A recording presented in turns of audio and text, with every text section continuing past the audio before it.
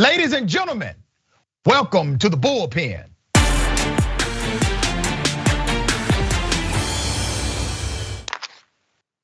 In the Bullpen today, we have Mr. Shalabh Kumar, U.S. industrialist, founder of Republican Hindu Coalition. Mr. Kumar, good to have you on the show. How are you? I'm good. Thank you for having me. First of all, I should tell you, I am greatly honored to have a conversation with you, a person of your caliber, a presidential lifetime achievement holder. Wow, when I started looking at that, it is a great honor. It's a great honor. We may have two different worldviews, but it's definitely an honor to be conversing with you. Well, listen, flattery will get you everywhere. Thank you for saying that, and the honor is mine having you on the program. That. Thank you, sir. I sincerely believe that. And I believe you. You are an authentic individual. You have a very impressive resume, international resume, and you have been doing this kind of work. You're not somebody that just came in because of one incident or another. Now, we may disagree on some things. Today, we are going to discuss economics, the Build Back Better program or policy. I don't want to presume what you know or believe about those items. So if you would give me your sentiment as it relates to the Build Back Better plan and the economy in America. Dr. Ritchie, I probably have a very different view on this. So I kind of will tell you a little bit about myself. Okay. I'm born to a freedom fighter in India. During my youth, college years, I was greatly influenced by socialistic ideas. I was greatly influenced by what they modified it a little bit, benevolent dictatorship of the proletariat. And Leninism theory and Karl Marx theory, those days, it was 10 rich bourgeois families in India controlling the entire India, and there were no middle class. It was either just those 10 rich families taking advantage of all the poor people and the poor. That's all there was. And I grew up in that environment at my family of 6, just living on $30 a month total. And you can imagine my in a family, milk was rationed to 8 ounces per week. So that's where I come from. That was my original background. I immigrated to United States in 1969, and that was because I was kind of moving in a little rough direction in public policy. So my parents saw my love for engineering, and they sent me to the United States. And in 1972, for your viewers, I did not get away from public policy. I was in the cold snow of Chicago campaigning for George McGovern in 1972. 1976, I supported Carter because I hated Nixon. I could say that on record. I hated Nixon. But then my life changed in 1979 when I first met Governor Reagan. All right, so I'm kind of known as the first Indian American Republican in the country. Well, damn, that's a hell of a title, Mr. Kumar. And here's what I'm going to do, because I think it's important to highlight that you actually invented the first microprocessor-based French fry computer for McDonald's, and created an entire new industry with the invention of the PLS, which is the programmable light switch. All right. Limit switch. That's right. The limit switch. Right. The limit switch. Right. That changed the way automobiles are manufactured. It used to be that you will get only one model of a car. Every 3 months, you can load only one model of the car in the factories. Now with the programmable limit switch, you could load just for 10 cars. And listen, 10 cars, and then 10 cars, then 10 cars. When I told you that it's also an honor having you on the show, I meant that. Now, you're a smart guy. You're just dead wrong about economy and politics. And I'm gonna show you where you're wrong at. And I want you to come back to the original design of your life. There's always mismanagement. There's always corruption in all formation of government. You never get away from that. So let me bring this to you front and center. Okay. When we talk about the economy in the United States of America, I want to read some stats to you, because typically our ecosystem of economy is contextualized through left-leaning and right-leaning policies. And these policies sometimes intersect, while at other times they conflict with each other in a massive way. But let me give you the raw data, right? This is why a lot of people actually support left-leaning policies who care about the economy. Under Democratic presidents, Black families' incomes grow through their policies on average around $900 a year, but only grow $142 a year under Republicans. When you take the aggregate of 28 years of Republican leadership versus Democratic leadership, Black unemployment rate fell by a net of 7.9%. Across 26 years of Democratic leadership, but it actually went up a net of 13.7% over the same time frame of Republican presidencies. Across the years of leadership in the Democratic Party or Democratic policy leadership, Black poverty declined by a net of 23.6%, but it grew by 3 percentage points. It went the wrong way under Republican presidencies and their policies. And that's also connected to access to education, job training programs, minimum wage increasing, et cetera. Those are policies that put more money in the pockets of Black and brown people. And by connection, white people also do better in the economy under left-leaning policies than under right-leaning policies. So tell me, if you are a right-leaning guy as it relates to economy, why would you support right-leaning economic policies when the data shows from employment to how much money is made to GDP growth, left-leaning policies actually do better in the ecosystem of economy? Okay, like I said, Dr. Ritchie, right from the beginning, that we have a different worldview, at least at this point in time in my life, and I'm gonna also tell you that I will tell you firsthand here again. I will not be here if it was not for Dr. Martin Luther King and his campaigns in the 60s, and then the immigration liberalization where people from India could come to the United States. So, of course, that's all great policies, the civil liberties and civil action. So all those things are a great program. Okay. I have a very different view in a way. Tell me your view. Not left, not right. I think all left and right, liberal, progressive, conservative, we are all marching in the wrong direction. Okay. India was colonized by the British for 200 years. We are fast moving towards Chinese colonization of America. Whether it's left or right, that is debatable. Whole thing is debatable. But in a way, it was sort of interesting to read General Spalding, who says, who is taking the junkets by CCP? All the people who are going there. Equal number of Republicans, equal number of Democrats, they are going on these junkets by CCP.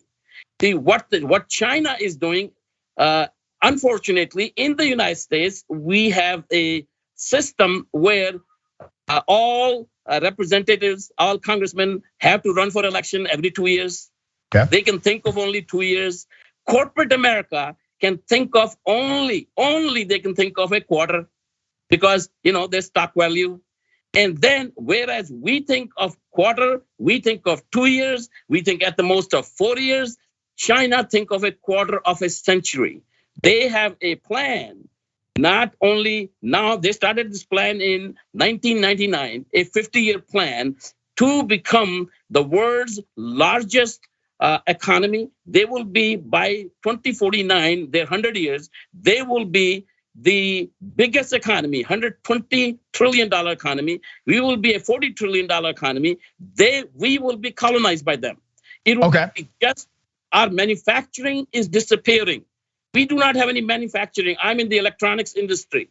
Right. 90% of all electronics is manufactured in China. Okay, Mr. Kumar, I definitely want to get a few words in. We have limited time because there's another show right after mine. I agree with about 85% of what you just said. I think the entire economy, the entire way we do politics in America, I think it needs to be severely, right, refurbished. It needs to be reworked. People talk about reform, I talk about replacement, okay? Now, some of the variables that you highlighted, for example, the nuance of the electoral leadership in the United States of America and how we switch out leadership consistently so you don't really have what we call a linear plan so that we can think 50 or 100 years in the future. The benefit of China is that they have what's called dynasty or legacy leadership. And so they're able to create these plans that far extend their own lifeline because they have this legacy or dynasty leadership method. Would you suggest that America transform to a legacy or dynasty leadership method in order to have some of the accomplishment of China? No, I absolutely do not, because there is, the biggest, most important thing to a human being is liberty. That's right. And that you lose the liberty. Now, that's why the Russian system did not work. We have a lot of business interest in China, so we know how they're working. So at the overall corporate, let's say CCP party level, they control, but they're beginning to give a lot of freedom, not the freedom of expression, but freedom of jobs, where do you go work and so forth, to everyday Chinese. So that's a philosophy they have operated, that in the 80s, they started that whole process.